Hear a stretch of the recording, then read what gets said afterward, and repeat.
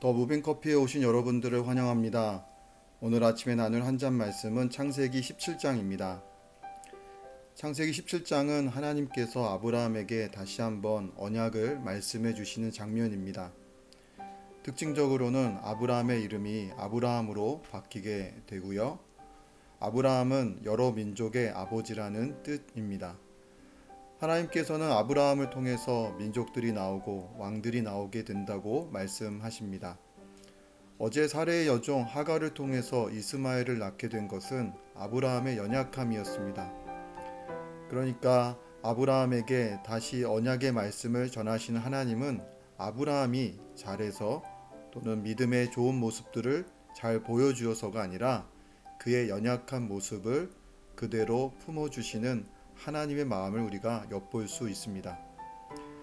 부모가 자녀들이 잘못할 때마다 혼을 낸다면, 꾸중을 한다면 자칫 어린 자녀들은 잘못한 것보다 부모님에게 혼난 사실만 기억하게 됩니다. 그래서 혼내는 것보다 더 중요한 것이요, 자녀가 무엇을 잘못했는지 생각하게 도와주는 것입니다. 또 부모들이 자녀를 훈육할 때 훈계하는 것과 혼내는 것을 잘 구분해야 하는 이유는 많은 경우 부모가 자녀를 혼내는 경우에는 자신의 감정을 동반하는 경우들이 있기 때문입니다. 그런 방식은 결코 훈육에 도움이 되지 않습니다. 훈계는 자신이 무엇을 잘못했는지 깨닫도록 도와주는 것입니다. 그렇게 바른 모습으로 자라고 성장하도록 부모는 인내하며 자녀를 품어줄 수 있어야 합니다.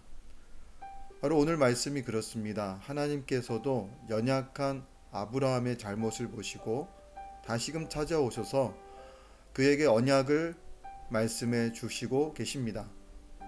오늘 말씀에서 아브라함의 이름이 바뀐 것 외에 생각해 볼 다른 주제는 할례인데요.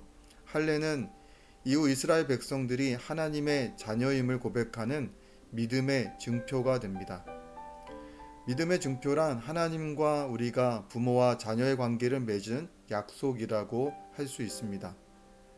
그런데 우리가 하나님의 자녀가 된 것에 있어서요, 결코 우리의 어떤 행동의 결과나 성취에 있지 않다는 것입니다. 할례를 통해서 하나님과 우리가 부모와 자녀의 관계를 약속한 이상, 하나님께서는 우리를 자녀로 삼아주신 이상, 하나님이 우리를 끝까지, 영원까지 그 관계를 유지하기 위해서 언약을 맺으셨다는 것이 바로 할례입니다.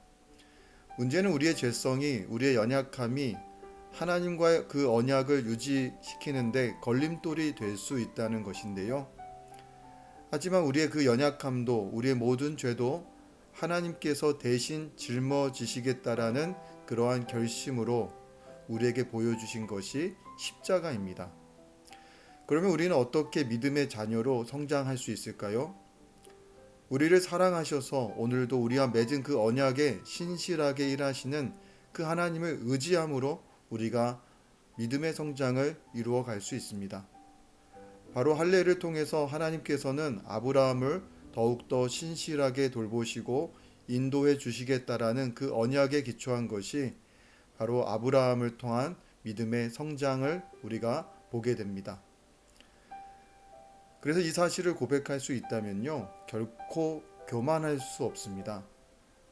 오늘도 주님의 은혜에 반응하면서 주님의 기쁨으로 살아가기 위해서 우리가 우리에게 주어진 오늘을 열심히 또 신실하게 살아가게 되는 것이죠. 아브라함의 이야기를 통해서 우리가 믿음에 대해서 또 생각해보고 공부하고 있습니다. 오늘은 여기까지 하도록 하겠는데요. 또 저는 내일 한 잔 말씀에서 뵙도록 하겠습니다. 오늘 하루도 모두들 승리하시고요. 또 저는 내일 뵙겠습니다. 감사합니다.